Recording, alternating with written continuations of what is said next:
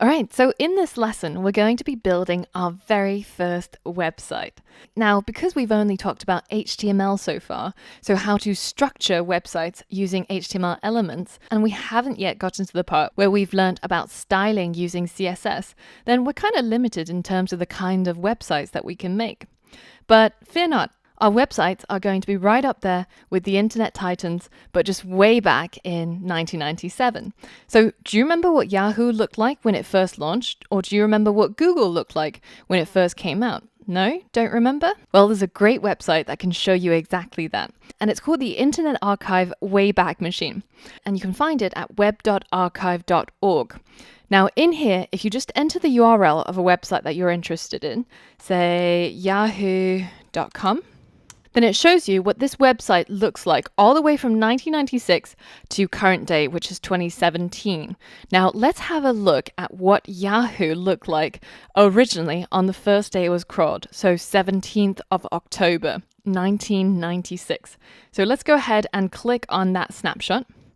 And this is exactly what it looks like. So if we close off this frame, you can see it's almost like as if you've time traveled back to 1996 when Yahoo first launched and you were visiting this website for the first time.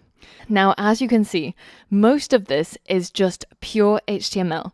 It's a lot of structure and a lot of formatting, but it looks really ugly. But it's okay because it's a great place to get started with. So this is the sort of website that we're going to be building by the end of this module.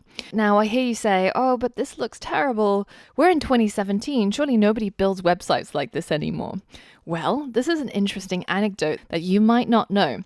If you have a look at some of the world's top computer science professors and you look at their personal pages that they've built, they all look a little bit like this, not so dissimilar from the websites in 1996. So this is Thomas Corman, who's a serious algorithm guy. And this is a website of John Kleinberg, another huge name computer science professor.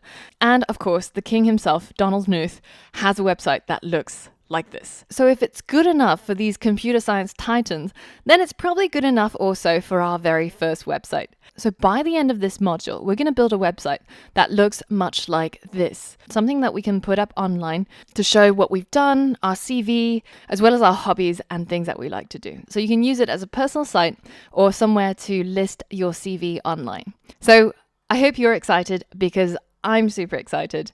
And once you're ready, let's go ahead and create our very first website.